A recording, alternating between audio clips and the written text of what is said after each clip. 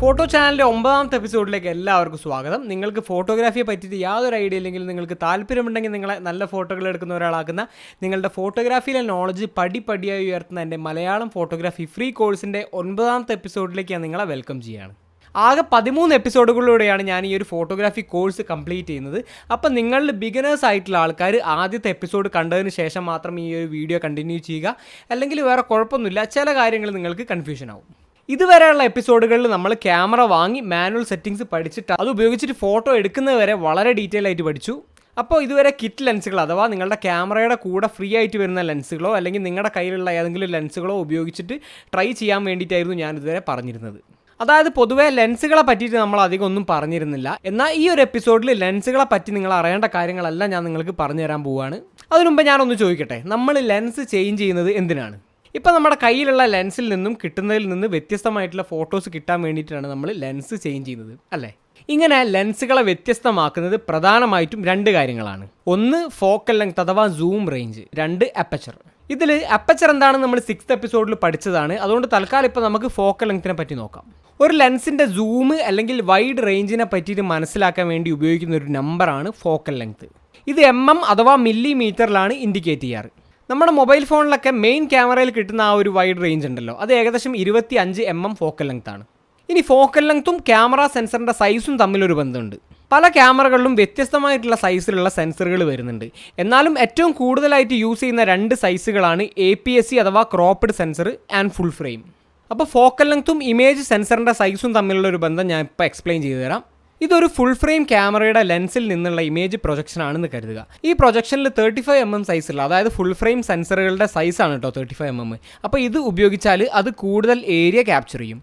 ഇനി APS-C അഥവാ ക്രോപ്പ്ഡ് സെൻസറാണ് use ചെയ്യുന്നതെങ്കിൽ സൈഡിലെ ഇമേജ് പ്രൊജക്ഷൻസ് അതിന് ക്യാപ്ചർ ചെയ്യാൻ പറ്റില്ല.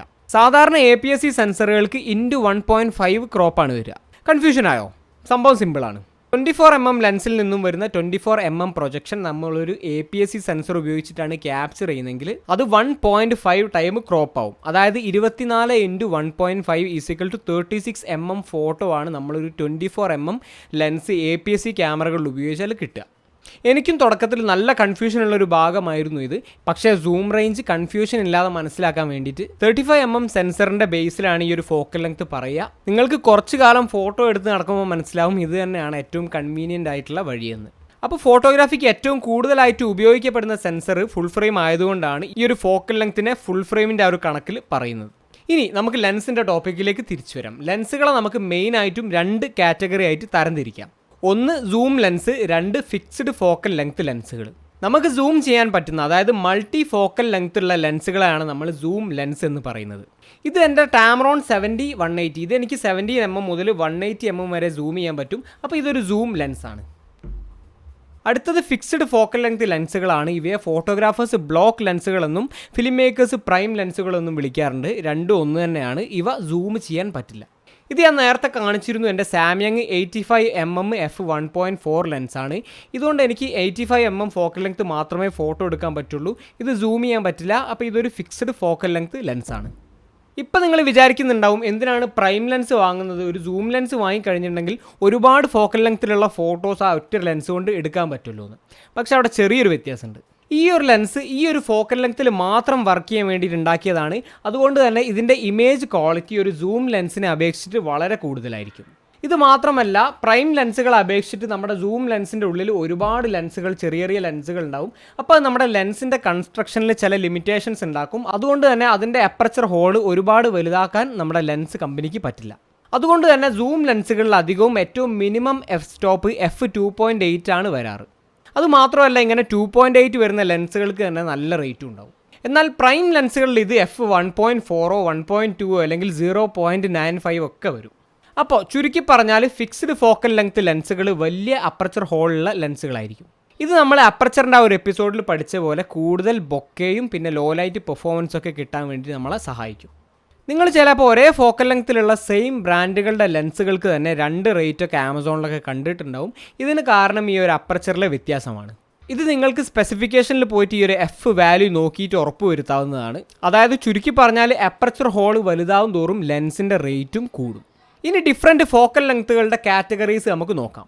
24mm അതിലും താഴെയുള്ള ഫോക്കൽ ലെങ്ത്തുകളെ നമുക്ക് അൾട്രാ വൈഡ് ആംഗിൾ ലെൻസ് എന്ന് വിളിക്കാം.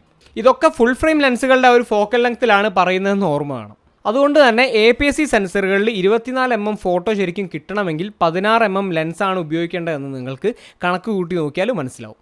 അതുപോലെ തന്നെ 24 മുതൽ 35 വരെയുള്ള ആ ഒരു ഫോക്കൽ ലെങ്ത്തുകളെ നമുക്ക് വൈഡ് ആംഗിൾ എന്ന് വിളിക്കാം. പിന്നെ 35mm മുതൽ 70mm വരെയുള്ളവയെ നമുക്ക് സ്റ്റാൻഡേർഡ് ഫോക്കൽ ലെങ്ത് എന്ന് വിളിക്കാം. നമ്മളെ കണ്ണുകൊണ്ട് നമ്മൾ കാണുന്ന ആ ഒരു കാഴ്ചയുടെ ഏകദേശം ക്ലോസ് ആയിട്ടുള്ള ഫോക്കൽ ലെങ്ത് ആണ് ഈ ഒരു 35 മുതൽ 70mm വരെയുള്ള ഫോക്കൽ ലെങ്ത്. ഇനി 70mm മുതൽ 200mm വരെയുള്ള ഫോക്കൽ ലെങ്ത്തുകളെ നമുക്ക് മീഡിയം ടെലിഫോട്ടോ റേഞ്ച് എന്നും അതിനു മുകളിലുള്ളവയെ നമുക്ക് ടെലിഫോട്ടോ എന്നും വിളിക്കാം. ഞാനിപ്പോൾ പറഞ്ഞ ഈ ഒരു ഫോക്കൽ ലെങ്ത്തിൻ്റെ കണക്കുകളൊക്കെ വെറും ഏകദേശ കണക്കുകളാണ്. നമുക്ക് ഈ ഒരു റേഞ്ചുകളെയൊക്കെ പേരെടുത്ത് വിളിക്കാനും എളുപ്പത്തിൽ മനസ്സിലാക്കാനും വേണ്ടിയിട്ടുള്ള ക്ലാസിഫിക്കേഷൻസ് മാത്രമാണ് ഇവയൊക്കെ. ഇതിൽ അൾട്രാ വൈഡും വൈഡ് ആംഗിളുമാണ് പൊതുവെ ആർക്കിടെക്ചർ ഫോട്ടോഗ്രാഫിക്ക് ഉപയോഗിക്കാറ്. അതുപോലെ തന്നെ വൈഡ് ആംഗിളും മീഡിയം ടെലിഫോട്ടോ ലെൻസുകളുമാണ് സ്ട്രീറ്റ് ഫോട്ടോഗ്രാഫിക്ക് അധികവും ഉപയോഗിക്കാറ്. പിന്നെ ടെലിഫോട്ടോ ലെൻസുകളാണ് സ്പോർട്സ് അല്ലെങ്കിൽ വൈൽഡ് ലൈഫ് ഫോട്ടോഗ്രാഫിക്ക് ഉപയോഗിക്കുക. പിന്നെ മനസ്സിലാക്കേണ്ട മറ്റൊരു കാര്യം, ഇതിൽ പ്രത്യേകിച്ച് അങ്ങനെ നിയമങ്ങളൊന്നുമില്ല. അതുകൊണ്ട് നിങ്ങൾക്ക് ഇഷ്ടമുള്ള ഏതൊരു ഫോക്കൽ ലെങ്ത്തും നിങ്ങളുടെ ക്രിയേറ്റിവിറ്റിക്ക് അനുസരിച്ചിട്ട് ഏതൊരു യൂസിനും ഉപയോഗിക്കാം. 24 to 70mm വരെയുള്ള ഒരു ഫോക്കൽ ലെങ്ത് ഏകദേശം ഒരു ഓവറോൾ യൂസിന് പറ്റിയ ഒരു ഫോക്കൽ ലെങ്ത് ആണ്. ഇതുകൊണ്ട് നമുക്ക് അത്യാവശ്യം വൈഡ് ആയിട്ടുള്ള ഫോട്ടോസും അത്യാവശ്യം സൂം ആയിട്ടുള്ള ഫോട്ടോസും എടുക്കാൻ പറ്റും. ഈ ഒരു 24-70 തന്നെയാണ് ഏകദേശം എല്ലാ ഫോട്ടോഗ്രാഫേഴ്സും ഏറ്റവും കൂടുതൽ ഉപയോഗിക്കുന്ന ഫോക്കൽ ലെങ്ത്. അധികം ഫോട്ടോഗ്രാഫേഴ്സും അൾട്രാ വൈഡ് ആംഗിൾ പോർട്രേറ്റ്സിന് ഉപയോഗിക്കാറില്ല. എന്നാൽ എനിക്ക് അൾട്രാ വൈഡ് ആംഗിൾ പോർട്രേറ്റ്സിന് ഉപയോഗിക്കാൻ ഭയങ്കര ഇഷ്ടമാണ്. ഫോട്ടോഗ്രാഫി ഒരു സബ്ജക്റ്റീവ് ആർട്ടാണെന്ന് നമ്മൾ മനസ്സിലാക്കിയല്ലോ. അപ്പം നിങ്ങൾക്ക് ഇഷ്ടമുള്ള ലെൻസ് നിങ്ങൾക്ക് ഇഷ്ടമുള്ള പോലെ ഉപയോഗിക്കാം. അപ്പോൾ ഒരു ലെൻസ് തിരഞ്ഞെടുക്കാൻ വേണ്ടിയിട്ട് നമ്മൾ പ്രധാനമായിട്ടും ശ്രദ്ധിക്കേണ്ടത് ഒരു ലെൻസിൻ്റെ ഫോക്കൽ ലെങ്ത്തും അതിൻ്റെ അപ്പർച്ചർ സൈസുമാണ്. പിന്നെ ആ ഒരു ലെൻസ് നിങ്ങളുടെ സെൻസറിന് കോമ്പാറ്റബിൾ ആണോ, നിങ്ങളുടെ ക്യാമറ ബ്രാൻഡിൻ്റെ അതേ മൗണ്ട് തന്നെ ആണോ എന്നൊക്കെ നോക്കണം. അത് ഞാൻ പ്രത്യേകിച്ച് പറയുന്നില്ല, നിങ്ങൾ സ്മാർട്ടായിട്ടുള്ള ഒരാളാണെന്ന് എനിക്കറിയാം. ലോ ലൈറ്റ് അല്ലെങ്കിൽ നൈറ്റ് ഫോട്ടോസ് ഒക്കെ ഇഷ്ടപ്പെടുന്ന ആൾക്കാർ എപ്പോഴും F4 അല്ലെങ്കിൽ അതിലും താഴെയുള്ള F നമ്പറുകളോ ഉള്ള ലെൻസുകൾ എടുക്കുന്നതാണ് ഏറ്റവും നല്ലത്. F സ്റ്റോപ്പ് ചെറുതാവും തോറും ലോ ലൈറ്റ് പെർഫോമൻസ് കൂടും. അതുപോലെ തന്നെ ഫോക്കൽ ലെങ്ത്തും ഫോക്കസും ബൊക്കയും തമ്മിലൊരു ബന്ധമുണ്ട്. അപ്പർച്ചറിനെ പറ്റി പറയുന്ന എപ്പിസോഡിൽ ഞാൻ എക്സ്പ്ലെയിൻ ചെയ്യാത്തൊരു കാര്യമാണിത്. ഇത് ലെൻസിൻ്റെ ക്ലാസ്സിൽ പറയുന്നതാണ് നല്ലതെന്ന് എനിക്ക് തോന്നി. ഫോക്കൽ ലെങ്ത് കൂടുന്തോറും ബാക്ക്ഗ്രൗണ്ട് ഫോർഗ്രൗണ്ട് ബ്ലർ അഥവാ ബൊക്കെ കൂടും. ഇനി ഫോക്കസും ഡെപ്ത് ഓഫ് ഫീൽഡും തമ്മിലുള്ളൊരു ബന്ധം നോക്കാം. ഒരു ലെൻസിന് ഫോക്കസ് ചെയ്യാൻ പറ്റുന്ന ഏറ്റവും ക്ലോസ് റേഞ്ചിൽ ഫോക്കസ് ചെയ്യുമ്പോഴാണ് ഏറ്റവും ചെറിയ ഡെപ്ത് ഓഫ് ഫീൽഡ് ഉണ്ടാവുക. ഫോക്കസ് ലെൻസിൻ്റെ അടുത്ത് നിന്നും ദൂരേക്ക് പോകുന്തോറും ഡെപ്ത് ഓഫ് ഫീൽഡും കൂടിക്കൂടി വരും. ഇനി ലെൻസ് ചേഞ്ച് ചെയ്യുമ്പോൾ നമ്മൾ ശ്രദ്ധിക്കേണ്ട കാര്യങ്ങൾ എന്തൊക്കെയാണെന്ന് നോക്കാം. ലെൻസ് ചേഞ്ച് ചെയ്യാവുന്ന എല്ലാ ക്യാമറകൾക്കും ലെൻസിൻ്റെ അടുത്തായിട്ട് ഇങ്ങനെ ഒരു ബട്ടൺ കാണാൻ പറ്റും. ഇത് പ്രസ് ചെയ്തിട്ട് ലെൻസ് ട്വിസ്റ്റ് ചെയ്താൽ ലെൻസ് ഊരാം. എന്നിട്ട് പുതിയ ലെൻസ് ഈ വൈറ്റ് അല്ലെങ്കിൽ റെഡ് ഡോട്ട് മാച്ച് ആക്കിയിട്ട് ഇടുകയും ചെയ്യാം. ഇങ്ങനെ ലെൻസ് ചേഞ്ച് ചെയ്യുമ്പോൾ വളരെ ക്ലീൻ ആയിട്ടുള്ള പൊടിയും മോയ്സ്ചറൊന്നും ഇല്ലാത്ത സ്ഥലത്ത് വെച്ചിട്ട് വേണം ചെയ്യാൻ. അല്ലെങ്കിൽ ഇത് സെൻസറിൽ പൊടി കയറാൻ കാരണമാവും. ഇനി അഥവാ സെൻസറിൽ പൊടി കയറിയാലും നമ്മൾ ഒരിക്കലും അത് ഊതാൻ പാടില്ല. കാരണം നമ്മളെ ശ്വാസത്തിലുള്ള ജലാംശം സെൻസറിൽ തട്ടും. അപ്പോൾ ഇങ്ങനെ സെൻസറിൽ കയറുന്ന പൊടികളെ മാറ്റാനായിട്ട് നമുക്ക് എയർ ബ്ലോവർ എന്ന് പറഞ്ഞ ഈ ഒരു സാധനം ഉപയോഗിക്കാം. ഇത് 100-200 രൂപയ്ക്ക് നമുക്ക് മാർക്കറ്റിൽ മേടിക്കാൻ കിട്ടും. അപ്പോൾ ലെൻസ് ചേഞ്ച് ചെയ്യുമ്പോൾ നമ്മുടെ സെൻസറിൽ തൊടാതിരിക്കാനും അതുപോലെ തന്നെ സെൻസറിൽ പൊടിയോ അല്ലെങ്കിൽ മോയ്സ്ചറോ ഒന്നും പറ്റാതെയും നോക്കുക. ഇത്രയാണ് ലെൻസ് ചേഞ്ച് ചെയ്യുമ്പോൾ നമ്മൾ ശ്രദ്ധിക്കേണ്ട കാര്യങ്ങൾ. ഇനി എങ്ങനെയാണ് നമുക്ക് വേണ്ട ലെൻസുകൾ തിരഞ്ഞെടുക്കുക? നിങ്ങൾക്ക് വൈഡോ അൾട്രാ വൈഡോ പ്രൈമോ സൂമോ അല്ലെങ്കിൽ ടെലിഫോട്ടോ ലെൻസോ അങ്ങനെ എന്ത് ടൈപ്പ് ലെൻസാണ് വേണ്ടതെന്ന് ആദ്യം തീരുമാനിക്കുക. എന്നിട്ട് നിങ്ങളുടെ സെൻസറിൻ്റെ സൈസ് നോക്കുക, ക്യാമറ മൗണ്ട് നോക്കുക. ഓരോ ക്യാമറകൾക്കും ലെൻസ് മൗണ്ട് വ്യത്യാസം ഉണ്ടാവും. ഉദാഹരണത്തിന് സോണി ആൽഫ ക്യാമറകളുടെ ലെൻസ് മൗണ്ടിൻ്റെ പേര് ഇ മൗണ്ട് എന്നാണ്. അപ്പോൾ നിങ്ങളുടെ ക്യാമറ സോണി ആൽഫ ആണെങ്കിൽ സെൻസർ ഫുൾ ഫ്രെയിം ആണെങ്കിൽ Sony E mount full frame ലെൻസുകളാണ് നിങ്ങൾ മേടിക്കേണ്ടത്. ഇതിൽ നിങ്ങൾക്ക് വേണ്ട ഫോക്കൽ ലെങ്ത് കാറ്റഗറിയിൽ ഏതൊക്കെ ലെൻസുകൾ മാർക്കറ്റിലുണ്ടെന്ന് നിങ്ങൾക്ക് നെറ്റിൽ സെർച്ച് ചെയ്ത് നോക്കാം. എന്നിട്ട് ആ ഒരു ലിസ്റ്റിൽ നിന്നും നിങ്ങളുടെ ബഡ്ജറ്റിനും നിങ്ങളുടെ റിക്വയർമെൻറ്റിനും ചേരുന്ന ലെൻസുകൾ തിരഞ്ഞെടുക്കുക. ഇങ്ങനെ തിരഞ്ഞെടുക്കുന്ന ഈ ഒരു ലെൻസുകളുടെ ഫോട്ടോ ക്വാളിറ്റിയും യൂസർ റിവ്യൂ ഒക്കെ കാണാൻ വേണ്ടിയിട്ട് നമുക്ക് യൂട്യൂബിനെയും ഡിപ്പെൻഡ് ചെയ്യാം.